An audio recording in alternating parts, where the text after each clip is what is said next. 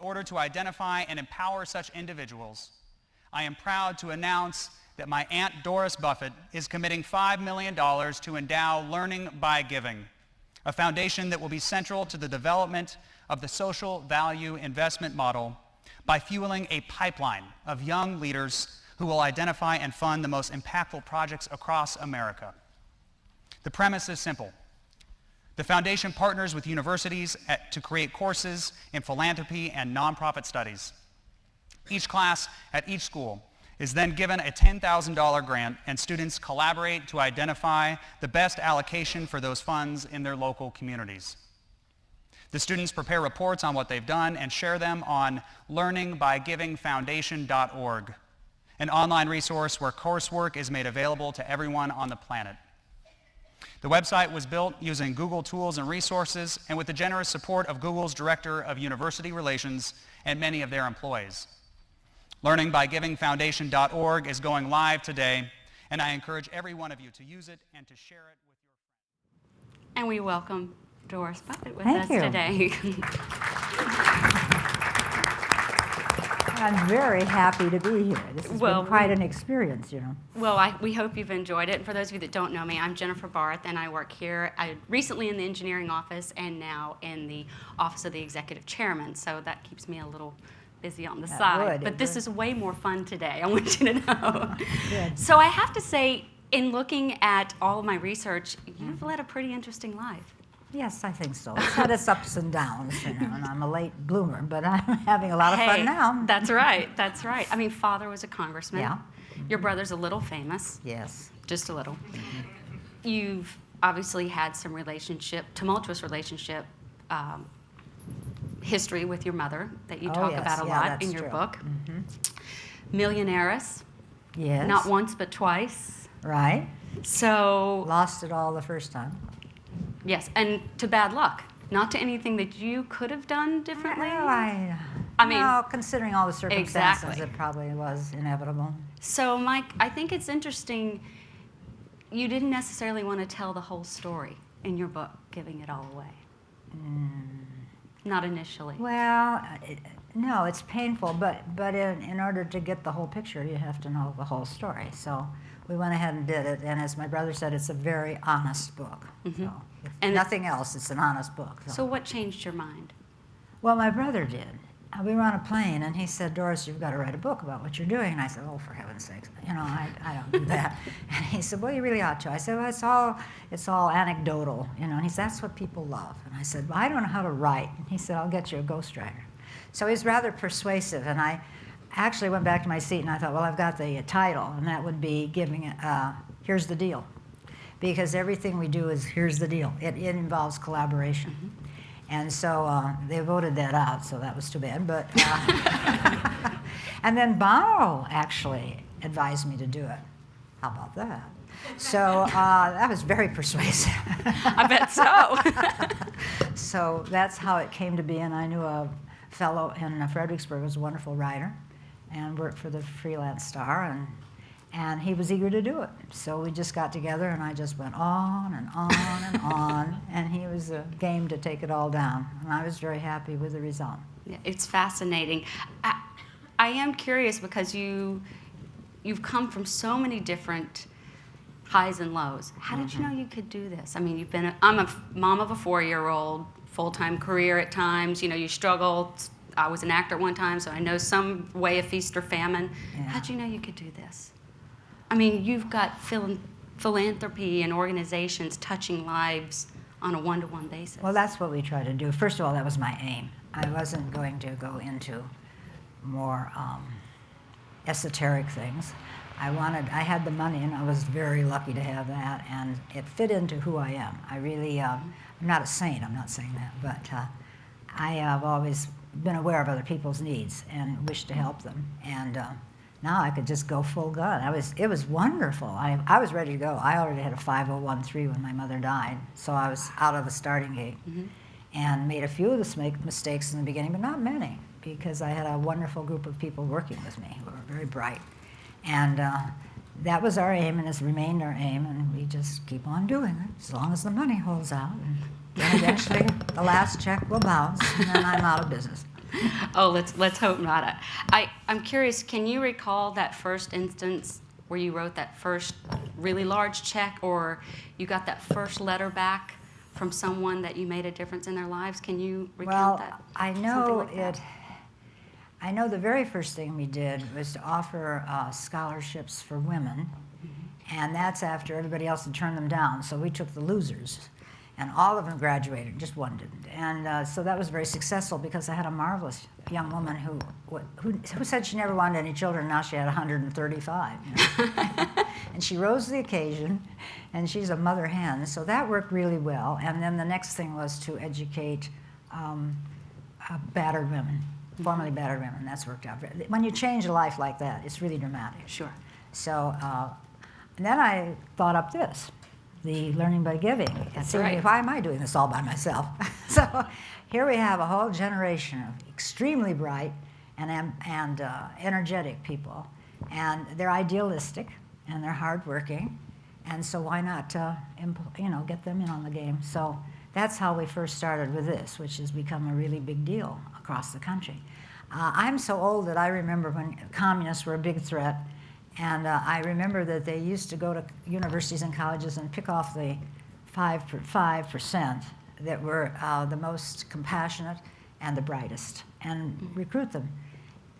So I thought, well, that worked for them, so I think I'll try that too. So that's what we're really trying to do.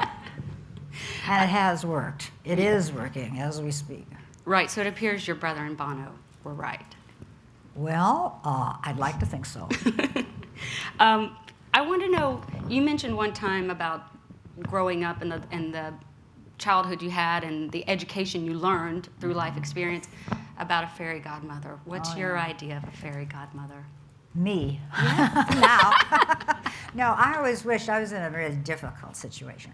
And I always wished that a fairy godmother would come along and just kidnap me or take me away or straighten it out or show me some sympathy or whatever it was. But that never happened, so then I'm now becoming my own. And I'm making myself happy doing this. And then thousands of people, literally thousands of people. And I don't want to sound braggadocio, but it has changed their lives. Their letters are magnificent. I have a whole stack, and that represents 1/100th probably. But these are the most touched by it, and their lives have really changed, and they're so grateful, and their children are doing well. Everybody's doing well by it. Do you think if you hadn't had your own misfortunes that you would feel to this extent to I think I'm a little what you do? weird. I don't think probably, when I look at my generation, I don't think so. I mean, I do know, no, I shouldn't be so hard on myself. I would always find people that I felt needed some help and tried to do, in my own little teeny bopper way, something to help out. But what can you do? I mean, I was bound by the family rules to begin with. I lived under the roof, and then when you're living under this roof, you will obey the rules, that kind of thing. And so I didn't have a lot, and I didn't have any money except what I made babysitting. So, You've come a long way, what's so baby. funny about that? So, yes, but I was always aware. I always was aware. And when I was in high school, I did have one of those Save the Children kids from World War II, and I don't know anybody else that did that. So, yeah, it was there. It was in place, and all it needed was some money and maybe some wisdom. Yeah. Yeah.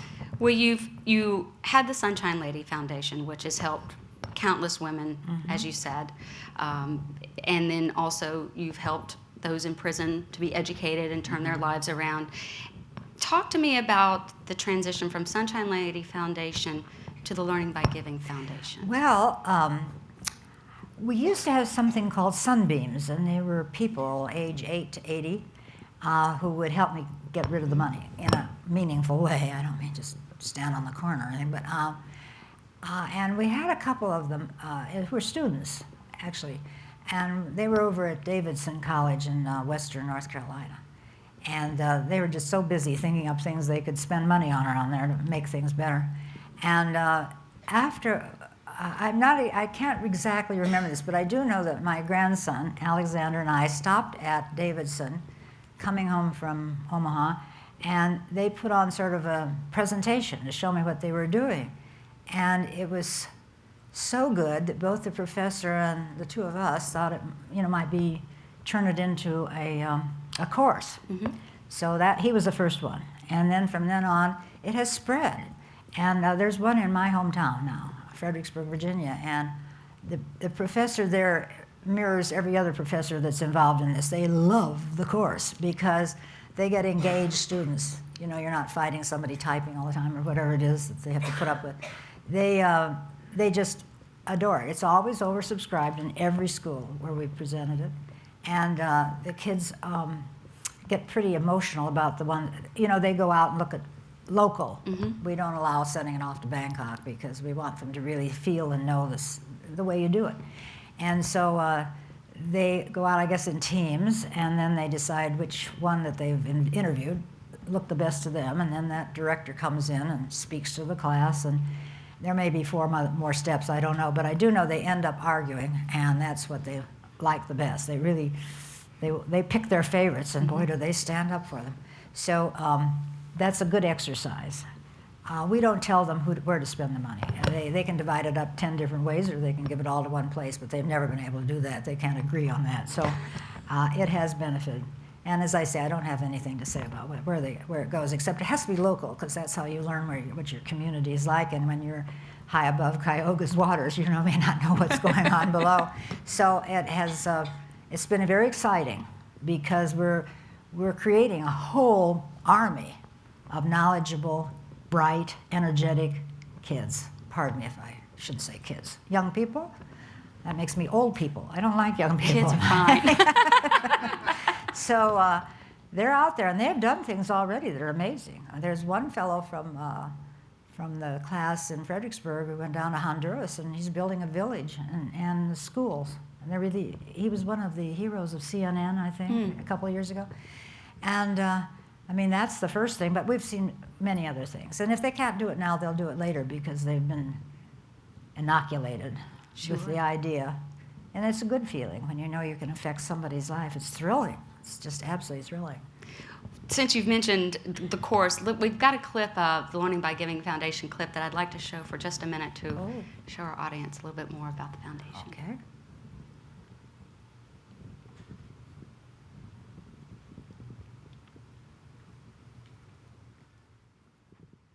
Oh, yeah. One class at UNO has been going above and beyond normal classwork, and for a good cause. The UNO Honors Program and School of Public Administration teamed up to offer a class called Philanthropy and Democracy. The goal? To award $10,000 to a local nonprofit. The award later doubled thanks to a generous donation by Doris Buffett, and so, by the end of the class, 2 organizations were chosen, City Sprouts and the Building Bright Futures D2 program. We really are volunteer. So that's just an example of how Yes. the foundation They were an works. incredible group. They really, all of them are, I should say that. And they're so bright. They're just so interested in it. It hits them where they live. But they were so cute in the way, I shouldn't use the word cute. They were very adept at what they did, and I was impressed by them. And so in a spontaneous manner, I said, I'll double it, which I'd never done before. But and then one started to cry. They're really engaged. They care about it. So they have a lot of good ideas, and I've heard from quite a number of them, and they're all, if they can't do it now, they'll be ready to do it some other time. And it isn't just a matter of doing good. It's a matter of doing it smart. And a lot of time that gets lost, and every once in a while you'll see in the paper where some foundation has really been misusing the donations. And I come down pretty hard on that, because if we can't have integrity here, where are we going to have it? So they learned some lessons. I hope they learn those lessons. I'm in there punching for it, but they're very bright, and you get the cream of the crop. So your brother talks about his version of philanthropy, which is to write one big check Oh yeah, and let it sail. Wholesale philanthropy. And what does he call your version of Retail philanthropy. I love retail philanthropy, because you know where it goes and what it does, and you can stop it in a minute if it's not working. It's vital, I think, to be involved in it. You mentioned the prison programs, I'm only going to say a word about that, but I go to the prisons and I meet the prisoners, and as much as the schooling they're getting hope, and the fact that somebody believes in them. And I know that sounds a little sappy, but it really does work that way, because that's what they lack, and if you can sort of fill that need. And they, of course, are the same kind of avid students that we have in these classes. They want to learn. They want to learn this, in the Learning by Giving, this particular subject. So we don't have any trouble with people not showing up for class or anything like that. And in fact, I will quote, I think in your Charlie Rose interview, which was last year, you were talking about the recidivism rate for Sing Sing, and it's... Oh, boy. Well, you have to, first of all, know I am from the Midwest. I am a product of the Midwest, and that's a little different than other places, maybe from Southern California or someplace. And so I'm not wasting this money. That's not in the Buffett DNA. We just, we don't do that. I mean, I did it once, but I'm not doing it again. Let's put it that way. And so we try not to make mistakes. Recidivism rate across the country in state prisons runs about 63%. That's coast to coast. And it means that the person in prison who's released returns within 3 years. So it's just a cycle. And that's very depressing. So we found that I started at Sing Sing, and the record at Sing Sing is, now remember I said 63% everywhere. Well, our record at Sing Sing is 0. They don't come back. They go back and they become tax-paying citizens, and they are fathers in a fatherless family, and they can add a lot to just our society. And I think that's a remarkable thing. So I like that payoff, and I like the payoff here. I can't see it as quickly, but I know it's going to happen because there's so much. They just get turned on, and they have the energy to follow through. And then when you get the wonderful letters, or see what happens when somebody goes to the Wharton School of Finance, who is just living, in a trailer or something, you know that you've succeeded, and their lives will be changed. And that's what I'm interested in, change lives. So this army that we're sending out now, it's getting bigger by the moment. We just have an enormous number of schools. And when I realized that it was getting that big, then I thought, well, since I'm not in the business of building an empire, which a lot of people are, I might tell you, but that doesn't appeal to me at all. So I turned it over to my grandson and a group of his smart, energetic pals, friends, cohorts, buddies, and they're doing a bang-up job. And then, lo and behold, Google steps in. And so now we are working with Google, and we are thrilled to death. I mean, this boggles my mind. I mean, I mentioned that I was a little older than you are. Well, I cannot even, this is a different world. I can't even comprehend it, except it actually looks like a lot of fun. I like those scooters and the food everywhere. But imagine what the combination can do. It's just endless.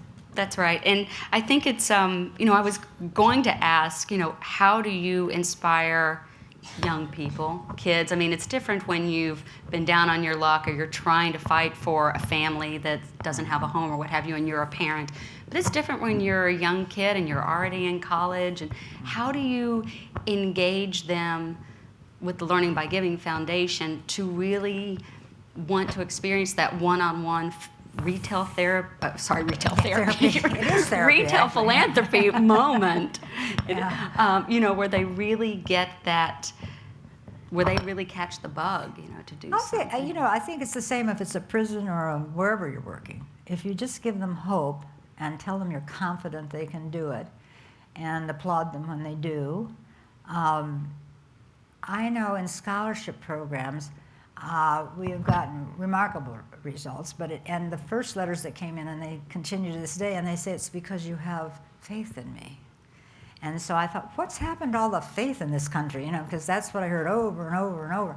And that's true whether it's this program or that program or wherever. You get up there and you're obviously grandma, and everybody loves their grandmother generally, I think. And so I don't have to overcome the mother thing. Or the teacher thing. So, I think, and I feel that way. I'm wholehearted. It isn't an act. I have a lot of faith in them because they're there, and because they're listening, and because I think you can spark that. It's there if you just give it a little help. So that's what I do across the board. It pays off. Someday I'm going to have to hire someone who has a big smile and send them out to be the sunshine lady, because I can't do them all, you know. Just that's all I have to do is qualify. That's what we call Cheerful. scaling, to be able to reach Oh, everyone. is that right? Yes. Oh, I must remember that, scaling. Okay, there's a whole new vocabulary. that It goes is with it. indeed, trust me. And there's a lot of people that talk a lot and never do anything. And this is the antidote to that. I went to a meeting at a nameless place here in this big city, and I was just appalled. You know, they're talking about the landscape and scaling, probably, which I didn't understand, and about 20 other words that were totally new to me, but they weren't doing anything. In the end, they were just talking. And we were putting out the money. We're developing the programs. We're recruiting everywhere we can.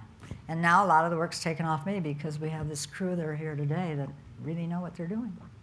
Well, I do think it is a natural partnership because we at Google, I mean, you're sitting here, this is a room full of people, of the employees that I get the pleasure of working with every day, who are passionate about what they do. Yeah. They're smart. They're no nonsense. Yeah. They believe in integrity. They believe in transparency. And they also have a sense of humor, I might add. Absolutely. Yeah. Notice that everywhere. Absolutely. And so if you have us here, you know, and you're just, there's something you haven't yet scratched the surface on, is there something you could think of to tell us, hey, I mean, think out of the box. I'm What's afraid the I'm next sort of in rung? the box. I really believe in that. I got to tell you are out of the box. Well, just old-fashioned virtues is all I can come up with, plus the enormous jump in IQ that I see, you know, between the generations, and the energy. If you just put it to work, let them go. Who would have imagined this building? Not me. I tell you, in a million years, I think I'm in another world. So I'm going to live a long, long time so I can see what happens, because I think great things are going to come out of this friendship and collaboration. Couldn't ask for anything more. We certainly hope so, and we have, you know, great faith in Maggie Johnson and our team out in Mountain View. I have a personal, you know, pride for Maggie because she's part of the research team, which we represent here in New York as well. Oh, there's some and the wonderful Office of people in your Relations. organization. The more I hear, the more I learn how many there are. Probably about 112%. You know, it's just amazing. Anybody has the imagination to put this place together and do what you're doing. Now, I'll confess I do not know how to turn on a computer. So you see, I'm illiterate, ignorant. How'd I ever get to be in Mensa? But anyhow, but I'm awed by what you're doing. Well, that's the collaboration. Yeah, that is the collaboration. Right What there. could be better? I think I'm coming off the big winner because I'm enjoying it so much. Oh, well, we have today too. And I wanted to invite the audience to ask questions. Anybody wanted to, you feel free to walk up and ask anything you'd like to. Talk to me a little bit more about, specifically since we mentioned Maggie, Stanford's Philanthropy and Civil Society. Oh, yes. Stanford's coming on board. We're really thrilled about that. And I think I can't recite the rest of them because I know where we started and I know where I've been, but it's growing so fast. I feel like we caught a wave. I really do. And with all the other troubles that are going on everywhere, this is one white hope to do, you know, to do good, and smart, not dumb, and befriend people, I think, and collaborate. Collaborate's a big deal, you know. And I'm dealing with somebody.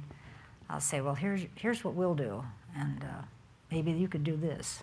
And then it doesn't demean them. That's a really important thing. It's not like handouts. Don't do handouts. We do hand-ups. And we are very serious about that. So that sort of keeps you in line. And, well, we could start a class right here today, I suppose, but I don't want to keep everybody from their roller skating or whatever it is around here. But I expect we're going to have a lot of fun. Yes. And we're going to be terribly proud of the product. And just imagine setting all those people out to do whatever they're going to do in their lives. And as I say, it may not be for 30 years, but they will know how to do it, and they won't get fleeced. And that's very important to me. So, yeah, we're both doing our thing in our own way, but I think I'm probably getting more fun out of it than just turning it over to, you know. I'm not speaking of the learning by giving. I'm just talking in general, all the proposals that come my way. Oh, sure. And if someone wanted to get a proposal to you, or if we had friends that, how would we go about doing that? Well, you just send it to our office, and just look at our website, Okay. Look at you promoting the internet. I'm so proud of myself. And then they'll get all the information they need, and we will take it under consideration. And it's really a pleasure being here. Just a tremendous pleasure. I'm gonna leave here with one of those what do you call it? Scooters. Yes. No, I don't. I'll have to steal it, I guess. Maybe I won't. That wouldn't be a good example at all. But I think that's so clever.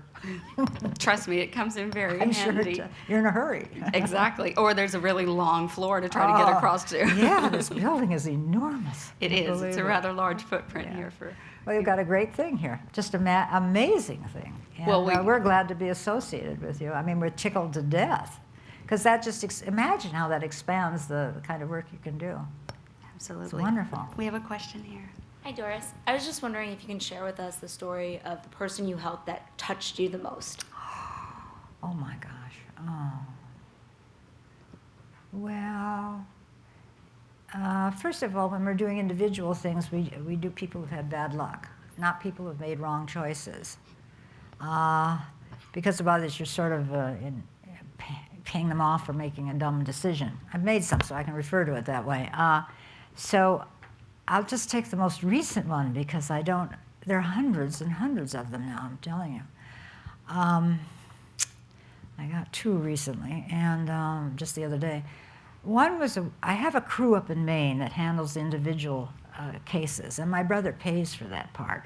So he's involved, and this woman had written in, and I can't remember the illness she had because we were at the mall, but she had a motorized wheelchair, and to get to the bus stop, she had to go a mile, and whether, snow, sleet, rain, mud, the whole thing. And I don't even remember her illness, but I'll tell you, MS is a big illness in this country today because we've helped more people that have MS than I can imagine. So she needed a van of some that would handle the wheelchair and get her where she was going. So our rule up in Maine is that if it comes in at 5,000 or less, they can go ahead and use their own judgment because they're all smart and they're in the deal. They understand it. So this would take a little more. We never buy new ones. We buy used ones, but we know every used van dealer in the country. They're so knowledgeable up there. And so I said, well, go ahead. And then a few days later, the girl who was handling the program called me, and she said, it was just amazing. She said she called the lady back, and she told her she was going to get her van. And she said there was this long silence and then uncontrollable weeping. And it just made all the... And it wasn't, once again, it gets back to the thing about having a personal connection. It wasn't just the van. She made that clear. It was the fact that someone, somewhere, recognized her and wanted to help her. These are invisible people in many cases, and as these legions go forth from these programs, think how many more we can help with that. And that happens, oh gosh, I'm just over. Oh, and then another thing, we stress paying it forward in every one. And I was up in Maine a year ago, and the phone rang, and a woman said, my name is Susan. I can't remember her last name. She said, you saved our family a year ago. She said, we still don't have much money, but I have collected over 4,000 pairs of shoes, and they're going to Haiti. Now, I love that story. That's true. And it shows it's a catching thing. If you do it on a very kindly, caring, reasonable basis, and it isn't, as I say, handout, ugh, that's money wasted. So that's going on all over the country. And when we turn this group loose, I mean, really, it's going to be monumental. Another question here. Thank you so much for coming today. One of the questions that I had was, you make the distinction between those who've had poor luck and poor circumstance and those who've possibly made bad choices. Those so often go hand in hand, that bad circumstance leads to bad choices. And I was wondering how your organization makes the distinction. I'm sure it's a many-layered question, but... Yeah, it's a many-layered answer, too, as a matter of fact. In some cases, yes, you can see it, but you try to balance it out. But other cases are so unmistakably bad luck. Nobody did anything wrong. Can I tell one more? Of course. Okay. I got a letter from a woman, a nurse. She was a nurse by occupation, lived in Arapahoe, Colorado.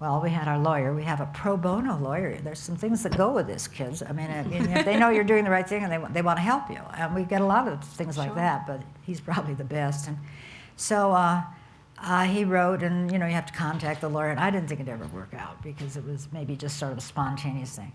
Well, we got a check for $187,000. So people, they may engage with you on, for a quarter or something, but some little act of kindness and goodness. And then this woman, I'm just astounded. That was a real vote of confidence. And so we felt good about that. And we're going to put it in some very special cause, Absolutely. Yeah. Well, between the Learning But you see, Forgiven everybody Foundation feels and good. everything. That's really true. Absolutely. The person who is empowered by what we do. I'm going to tell one more, and then I promise to stop. This is one of the first ones, and it was a woman who wrote to us from South Carolina, and she had been a nurse in a doctor's office, and this all panned out. We check everything. And then she got arthritis, and she couldn't do it any longer, so I said, well, Willie Mae, that was actually her name. Willie Mae, is there anybody else in your home now? And she said, well, yes, my husband. And we always check it, because it's usually a family situation. It's going to take the whole family to pull it together. And so I said, was he working now? And she said, well, no, he was driving a truck and he didn't care for his, the route. And so he's at home. I had visions of him sitting in a Barcalounger at that moment. And so I said, well, tell him that if he gets a job, that we will match his check from now until Christmas. Because she said the house was tumbling down and the furnace wasn't going to work. And so 1 week later, we got a copy of a check where he was raking pine needles. Mm-hmm. The next week, he was working at Lowe's Hardware. We want collaboration, and that's probably a little different than other people do because it's private money. We don't have to give it unless we want to, and they don't have to take it unless they're happy with it. So it works out equitably. So I think my last question, we obviously know what it's like to have Warren. Oh, we have one more question, but I was going to ask, what's it like to have Doris Buffett as a sister? What would Warren say? I hadn't really thought about that. I know he's very proud of me. I do know that, and that feels good. Everybody feels good when they're appreciated. And we'd come from a rocky place, so that was especially dear to my heart. And we're living out what I think my father taught us. We were very, very lucky to have an outstanding dad who was a member of Congress, but I don't want you to get upset about that. It was not what we're dealing with now. And in fact, when he died, the Omaha World-Herald wrote an editorial, said he was known for his blazing integrity. You can't beat that. So, and he was very kind and all that too. So we share that, and in a big way. And he set the markers for us, and it's great to be able to do something about it. So of course I'm grateful that he had a bright idea, so did somebody in Google. It really is magic. It happens fast, and it's wonderful if you do the right stuff with it. And then it multiplies. And then it multiplies, that's right. We'll take our last question.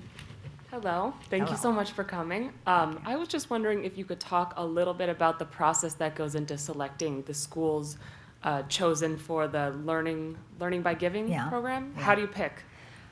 Well, I think we announce that the course is available because there's always some professor, maybe more, that is very enthusiastic about it. Then right away you've got the right person teaching the course because it's something they believe in. And I think they announce it, and it's like, build the field and they will come because they all show up and they're passionate about it. We like passion because it really moves them forward with a little control. And so that it's very simple. Everything we do is really simple. There's nothing convoluted. We don't have to have contracts with people or anything like that. We operate with kindness and compassion and common sense. And the only thing we ask is collaboration, because then we're part of a team. It isn't somebody dipping into their basket, handing out the $100 bills. It's not that at all. And they go forward with it. It's really exciting. Well, thank you so much for coming and visiting with us today. I know you're staying for lunch, so enjoy. Oh, I'm sure I will. I believe we have a few books, if I'm not mistaken, here. And so if you want to stay after and get a book, I think we have some here. And thank you again for coming. Oh, we it was really a appreciate it, and joy. we look forward to continued working. Thank you very much. Yeah.